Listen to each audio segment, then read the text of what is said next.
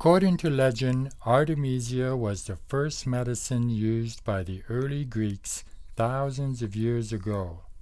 It was important for health then, and it is still important today. Medical herbalist Carmen Lynde tells you why. Welcome to Richters Seminars. This video presentation is from a series of free educational seminars on herb and garden topics offered each year at Richters. Hello everyone. Happy Herb Day. I think we can all agree that this past winter has been hard. So let's embrace spring, or will her to happen, and talk about Artemisias. There are over 400 known Artemisias, and I have 1 hour, so let's get started. I'm kidding. We're just going to talk about a few common ones. What are the Artemisias? Named for the Greek healer Artemisia, who is credited with discovering the use of wormwood, and for Artemis, the goddess of the moon and protector of women and children, Artemisias have been used for centuries. The Artemisias are a family of plants that are generally bitter, have silvery green leaves, are remedies for individuals who have experienced hard times, are used to aid digestion, expel worms, and to help in menstrual issues. Today I'd like to focus on a few of the more common Artemisias. Today we're going to talk about wormwood, which is this plant here, Tarragon, Mugwort, southernwood, and sagebrush. But before I do, I'd like to talk about the common thread that Artemisias share, and that is their bitter properties.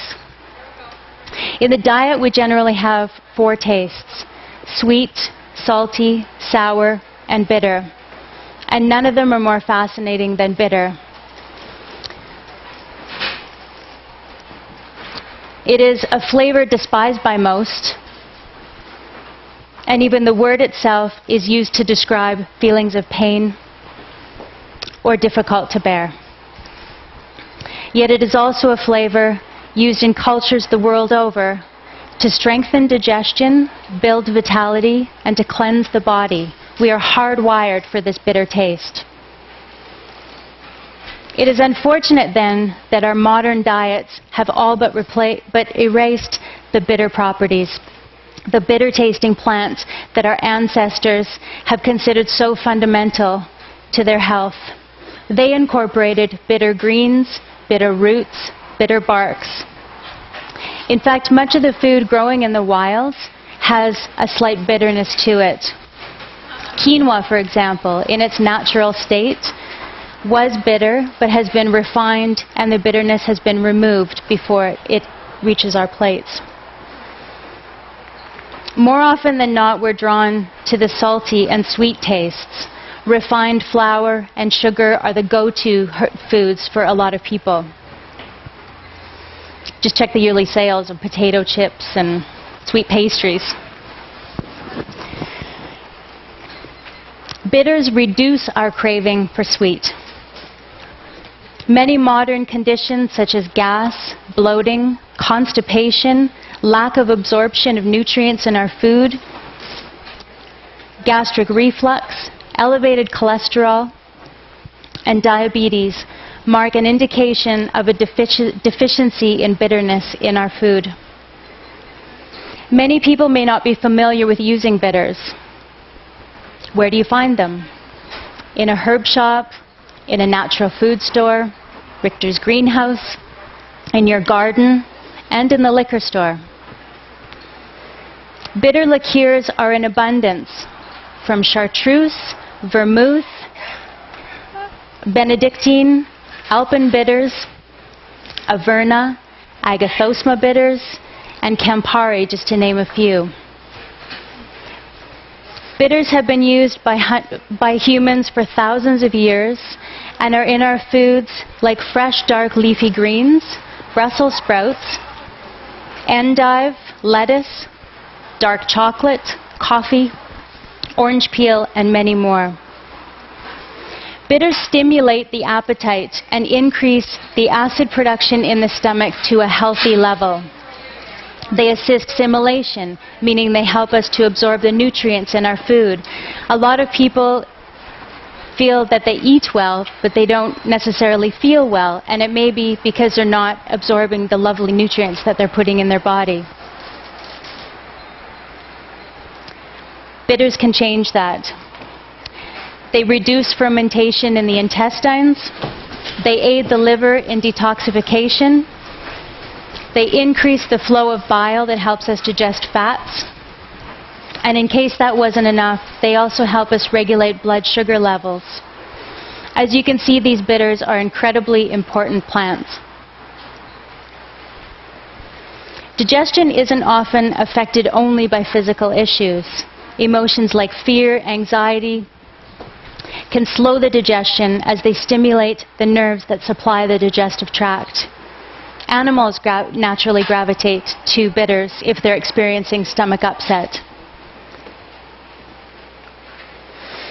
In nature, these bitter constituents in the Artemisia group of plants act as protection from microbes and predators. But in our bodies, they prompt a reaction from our taste buds to our brains to let the digestive system switch on and know that food is about to come. This is known as the bitter reflex. Bitters, quite simply, are plants with a bitter taste, meaning they trigger the receptor sites on the tongue. As a herbalist, choosing an appropriate bitter for an individual takes many things into consideration: the inherent strength of the herb, its uses, its indications. And these herbs can range from mildly bitter, like dandelion and chamomile, to intensely bitter, like rue or wormwood. Something to remember is, generally speaking, when we're talking about herbs that are bitter, they are relaxing, they allay depression, they aid digestion, they're cooling in nature, and they cleanse and support the liver. Much of the common ailments that our modern society suffer from can benefit from bitters. Bitters are also referred to as tonics, as their benefits go beyond their impressive ability to aid digestion. They indirectly improve circulation, because by improving the digestion, it takes pressure off the heart. Bitters support the nervous system, making them useful in treating depression and anxiety. And when we talk about improving the digestion, we can't ignore the lymphatic activity in the gut, and that when the digestion is improved, so is the immune system. The gut is beautifully wrapped in lymph nodes, lymph vessels, and antibodies. High levels of stress and chronic adrenaline production weaken the adrenal glands, which in turn weaken the immune system. Bitters can have a beneficial impact on your mood, helping to relieve anxiety and depression, thereby boosting your immune system. Bitters help to repair the lining of your gut. If the lining is damaged or inflamed, it can lead to leaky gut syndrome, where the food and toxins leak back into the bloodstream, causing an immune response. Bitters encourage all natural gut repair mechanisms to maintain a healthy lining. Bitters work by stimulating our autonomic nervous system. The autonomic nervous system acts as a control system that regulates activities in our body involuntarily, without our conscious control, just like our hearts beat and our pupils dilate without us consciously making them do so. The autonomic nervous system consists of cells that convey information from receptors located in the digestive organs to our brain. Let's take an even closer look at the enteric nervous system. Enteric simply meaning intestines. It is the brain of our gut.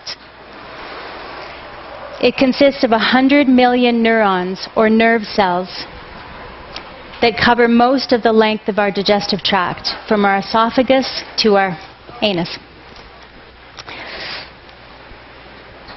Enteric nerve cells control contraction of digestive tract muscle to propel the food through, secretions of the digestive organs, such as acid from the stomach, and GI tract endocrine cells, which secrete hormones.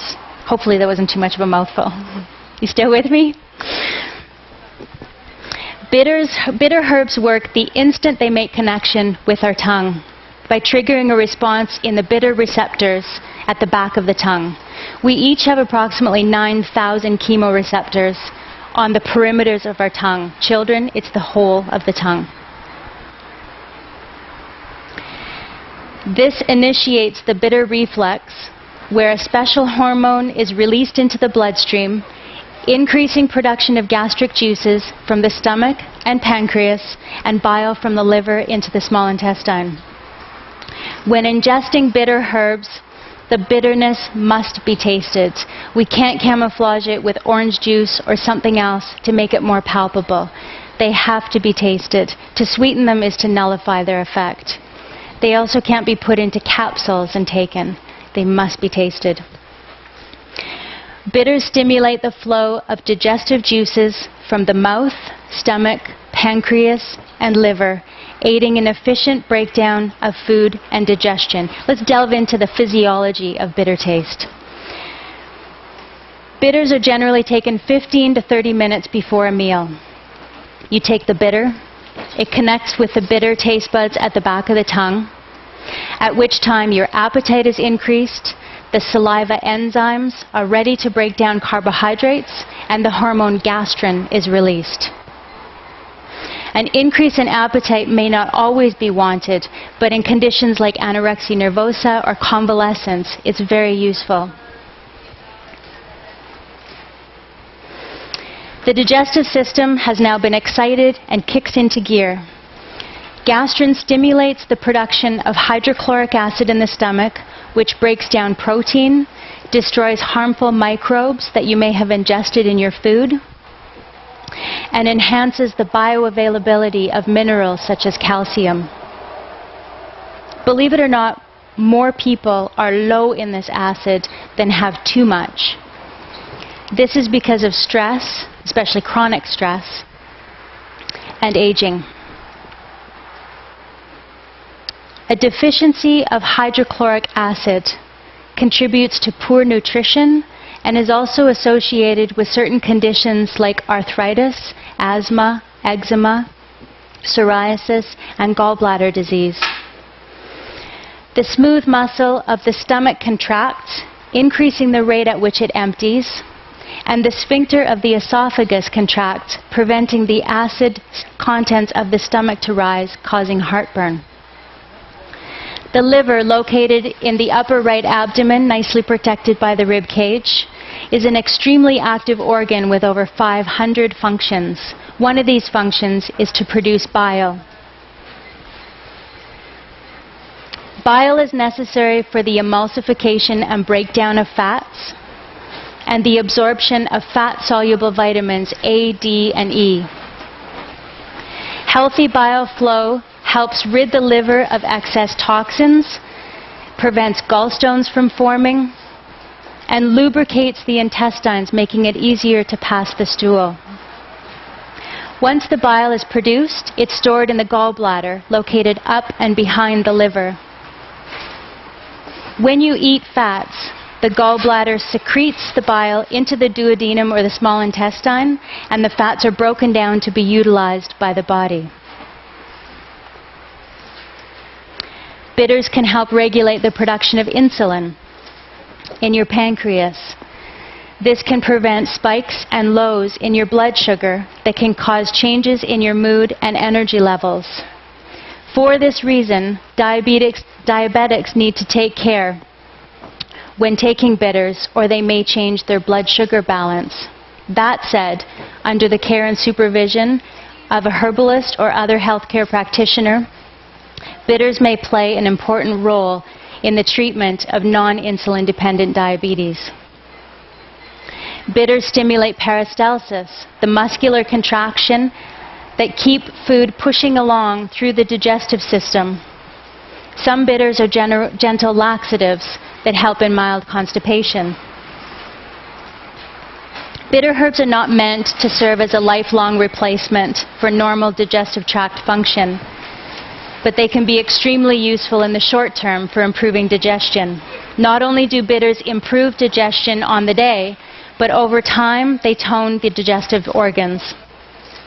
Let's talk about the gallbladder for a moment. There seems to be an epidemic of gallbladder removal in our society. Approximately 750,000 Americans have their gallbladder removed each year. That's a lot of gallbladders. In most cases, the excruciating pain of a malfunctioning gallbladder becomes so intolerable that surgery is the only option. Most people are under the impression that once the gallbladder is removed, the pain and discomfort they've been living with will be gone. Sadly, that's not often the case. Without a gallbladder, people are more prone to digestive issues and liver problems. They can still form stones within the ducts of the liver. Your gallbladder plays an important role in the body. The liver is continually producing bile, which is sent to the gallbladder to be stored and concentrated. Bile helps you digest fat. When you eat a fatty meal, the gallbladder secretes bile into your intestines. The bile is also your body's way of excreting wastes and toxins. Bile contains cholesterol and other fats that your liver has broken down and wants to excrete. So a well-functioning gallbladder helps the body excrete cholesterol, other fats, as well as fat-soluble toxins. We were taught that it's best to avoid fats in our diet, that altered foods that are now fat-free are better for our health and keep our waist slim. We know that isn't necessarily true. In fact, when you avoid healthy fats, it creates a lazy gallbladder. When I buy milk, I buy the 3.8% whole milk, unhomogenized with that lovely layer of cream on the top. To me, that's healthy fat. Some folk think they're doing their body a service and buy the skim or partially skimmed milk. The fat has been removed but replaced by sugar so that you still get energy when you drink the milk. Like I mentioned before, the liver produces bile. The bile then gets stored in the gallbladder until you eat fat and it's needed. If the bile doesn't flow and it just sits in the gallbladder, it gets more and more concentrated. This concentrated bile starts to form gallstones. You begin to complain of the pain and the gas and the bloating when you eat fats. The gallbladder is removed. Usually a gallbladder problem is developed because of an unhealthy or congested liver. This is all too common in our society due to processed foods, excess alcohol, toxins in our environment, etc. If the liver is unhealthy and not functioning optimally, it will make poor quality bile. The bile may be prone to forming sludge and stones. By taking the gallbladder out doesn't necessarily solve the issue, and the sludge and stones may form within the liver, compromising its function even further. Now, what happens if you don't have a gallbladder? Your liver still does its job in producing the bile, but now there's no place to store it or concentrate it. The bile slowly tricks into the intestines continuously. Now you eat a fatty meal, and you won't be able to secrete a large enough amount of bile to break down those fats, and the fat is poorly digested. Diarrhea, bloating, nausea, or indigestion can result. This not digesting fat means you're also not able to digest essential fatty acids, including omega-3 and omega-6, as well as having a difficult time absorbing fat-soluble vitamins like A, D, E, and K. These nutrients are vital to health and will likely then need to be supplemented. If your gallbladder has been taken out, and if you are still experiencing digest upset, you can still take bitters. You still have a liver, right? The bitters encourage the liver to produce more bile, better quality bile, which now bypasses the gallbladder, because it's not there, and gets secreted directly into your small intestine to break down the fats. This, combined with an altered diet, will help improve your current digestion. I had a client recently that had a gallbladder attack and was rushed to emergency and scheduled for delivery to have it removed. In the meantime, before her surgery date, she asked me, is there anything alternative that I can do in the meantime? We changed her diet.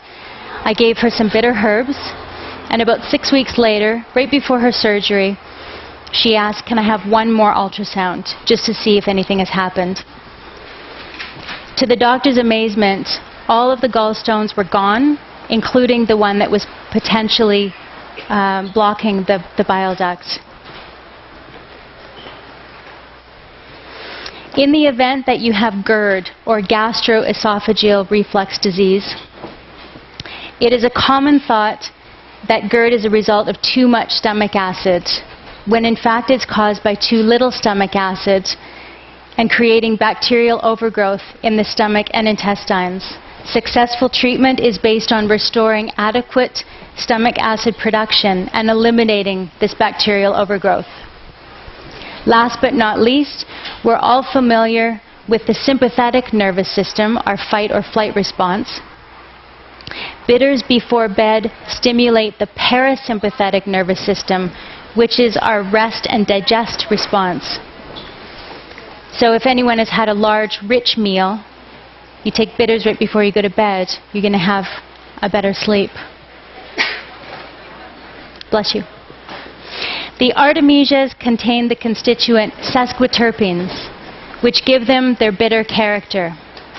The sesquiterpene in wormwood, absinthin, is responsible for its intense bitter taste.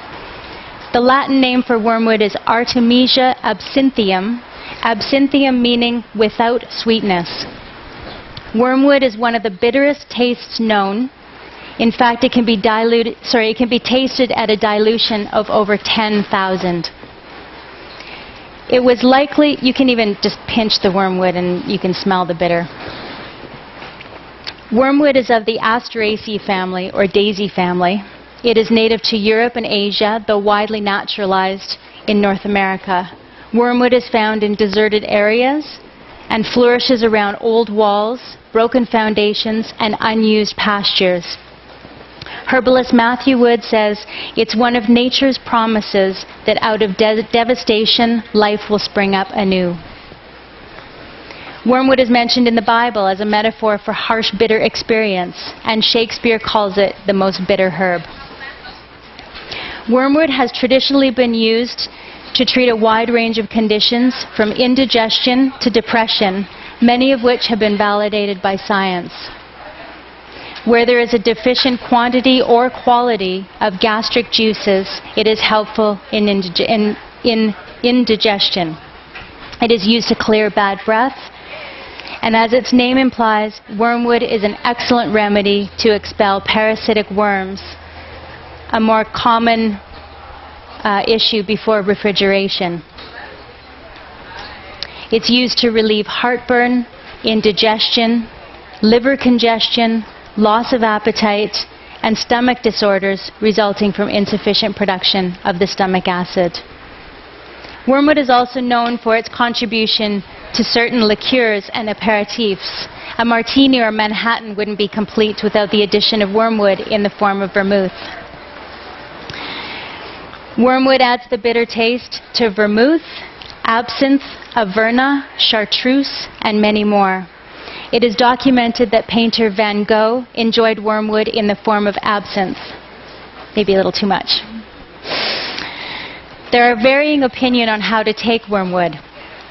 Some herbalists say to avoid wormwood internally, while other herbalists use wormwood tincture sparingly, as little as 1 to 2 drops a week. This is due to the essential oil thujone in wormwood that is toxic and hallucinogenic in large doses.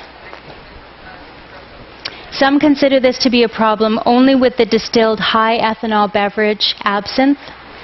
It's these essential oils that give absinthe its characteristic blue-green color.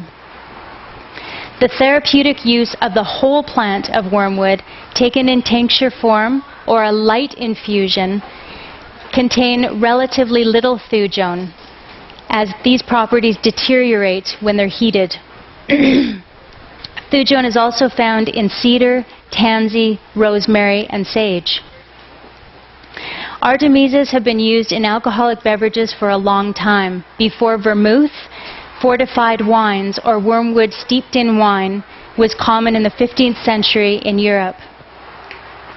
There has been a resurgence in Canada where mixologists or bartenders are adding bitter tinctures to cocktails. To make a tea, it's best to use the dried flowering tops of the plant as it goes into flower. The dried flowers contain less thujone than the dried. The dried flowers contain less thujone than the fresh. To make a light infusion, add 1 teaspoon of the dried herb to 1 cup boiling water and steep for 3 to 5 minutes only. If you let it steep longer, it's going to be extremely bitter and unpleasant and may even give you upset stomach and headache.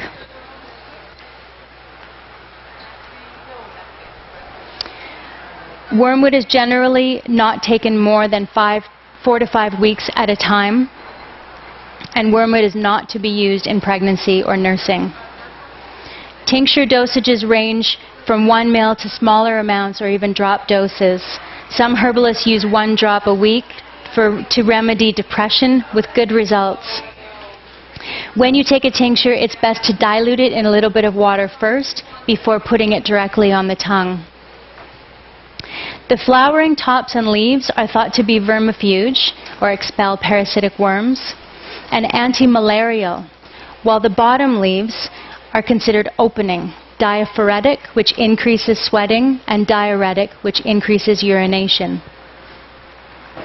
Wormwood may also be used externally and is of good use on the bones and muscles.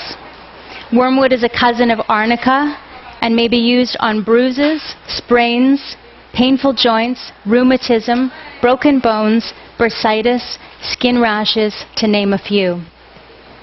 It's also included in Dr. Christopher's bone, flesh, and cartilage formula. A strong decoction is made and applied to the affected area. As I mentioned before, the Artemisia family of plants contain sesquiterpenes, giving them their bitter properties, but also giving them their antimicrobial and insecticidal properties. I use a fresh wormwood tea among other herbs to spray on my potted plants before I bring them in the fall, and it avoids those creepy crawlies coming into the house via the plants. Very, very useful. Now we move to mugwort, which is this guy here. Mugwort, or Artemisia vulgaris, is not as bitter as its cousin wormwood. Mugwort is used in women, especially as a restorative to obstetric injury, abuse, and miscarriage. Herbalist Matthew Wood says mugwort is restorative to the injured female nature. Mugwort is a nervine, making it an excellent herb to treat depression, especially when it's due to liver congestion, a virus, and/or a sedentary lifestyle. It eases tension. It's an antioxidant, making it useful in the metabolism of rancid fats and protects the liver from potential damage from the free radicals. Mugwort has an affinity for the uterus, stomach, and nerves, and is used in intense menstrual cramping, poor appetite, constipation, insomnia, depression, tension, nerve injury, to name a few. Mugwort is used when the digestive system requires stimulation. The aerial parts of the mugwort may be picked at full moon before going to seed. Mugwort can be taken as a tea or a tincture. Milder in action than most of the other Artemisia species, mugwort can be taken over a long time at a low dose to improve appetite, digestion, and the absorption of our nutrients in food by increasing our bile flow. It has been used for centuries in traditional Chinese medicine as moxibustion. This is placing the powdered mugwort on an acupuncture point and applying heat. The heat enacts the properties of the mugwort and releases stagnant qi or energy. Mugwort is also contraindicated or to be avoided in pregnancy and lactation and in large doses. French tarragon, this one here. Can you all see this? French tarragon, or Artemisia dracunculus, differs from the rest of the family as it is the only Artemisia that is not bitter. Tarragon sweetens the breath and stimulates the appetite, but is better known for its culinary uses than its medicinal.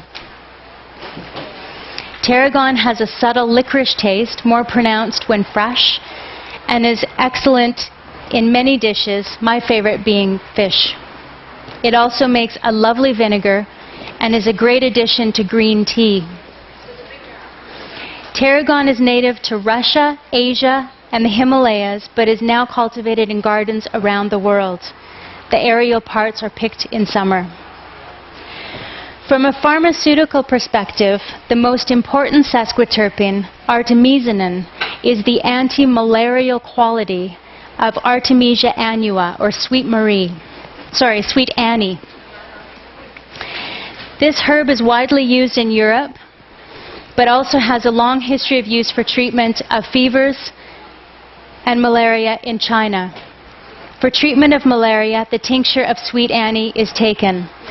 It interrupts the life cycle of the malarial spirochete and results in a rapid clearance of the parasite from the blood.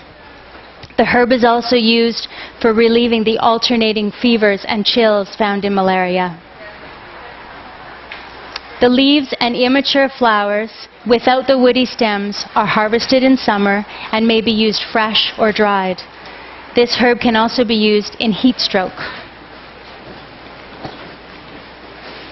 Artemisia abrotanum, or southernwood, or old man, or lad's love, is a grayish-green shrub with a bitter aromatic taste and lemony odor.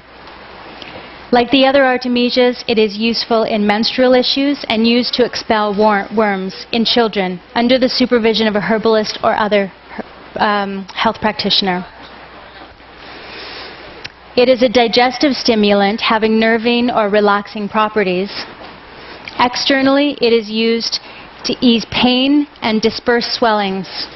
It also has drawing properties and is great for drawing out splinters from the skin. It can be used as an insect repellent rubbed on the skin. This herb is cultivated for the perfume industry for its aromatic qualities. A tea or tincture can be taken, again, not taken in pregnancy. Then we move to sagebrush, Artemisia tridentata. It's traditionally made into smudge sticks and burned as a way of purifying a sacred space prior to a ritual by the Native Americans. This is due to the essential oils or volatile oils being released into the air while the smudge stick burns. These essential oils are antiseptic and antimicrobial by nature. Alternatively, you could take sagebrush internally to cleanse and wipe the slate clean. This herb is useful in treating deep-seated, repetitive, sometimes self-destructive patterns that can stay with us from early childhood. In summary, some of the Artemisias are high in thujone and may cause serious side effects if not used properly. Artemisias are not to be used in pregnancy as they are stimulating to the uterus, which makes them useful in amenorrhea. They should not be taken longer than 4 to 5 weeks at a time. They are generally best taken in small doses. And the bitter qualities must be tasted to be effective for digestion.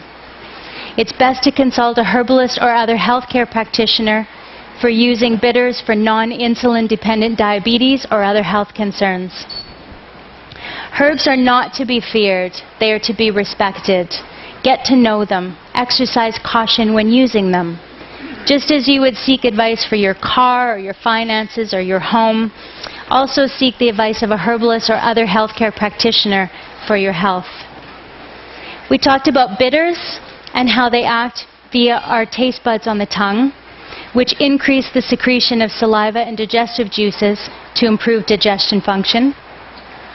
Spring is the ideal season to cleanse the liver and rid the body of excess toxins and remove that sluggishness that comes from eating heavy meals eaten throughout winter. Winter is a dormant time of the year. There's usually a lot more sitting around. Spring is all about renewal and cleansing. The best remedies for stimulating and cleansing the liver and gallbladder are green. Chlorophyll-rich leafy greens help to detox and destagnate our bodies in this season of renewal. Let's bring back the bitter taste with bitter herbs like wormwood, mugwort, and southernwood, and foods such as fresh dandelion leaves. If we eat with the seasons, you can look around and see what's popping up right now. The fresh dandelion leaves, the mustard greens, the nettle greens, and the early bitter leaves of lettuce. While bitter herbs may not be as tasty as other herbs and spices, their beneficial properties make them worth the slight inconvenience of an unpleasant taste. Love your bitters. Not only do bitters improve digestion on the day, but over time they tone the digestive organs. It is evident that the Artemisias act to promote health, yet another wonderful gift of nature. I encourage you to ask me about your health concerns or herbs used as medicine via the Richters website Q&A page, or contact me directly at Vervain.ca. If you haven't already taken a walk through the greenhouse, please do. I've been coming to Richters for 15 years. They never disappoint. They have lovely herbs as well as Artemisias. Have a wonderful afternoon. Thank you.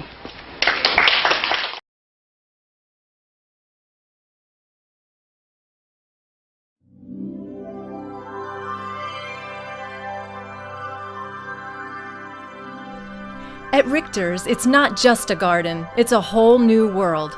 For herb plants, seeds, veggies, and more, visit us at Richters.com or call 1-800-668-4372.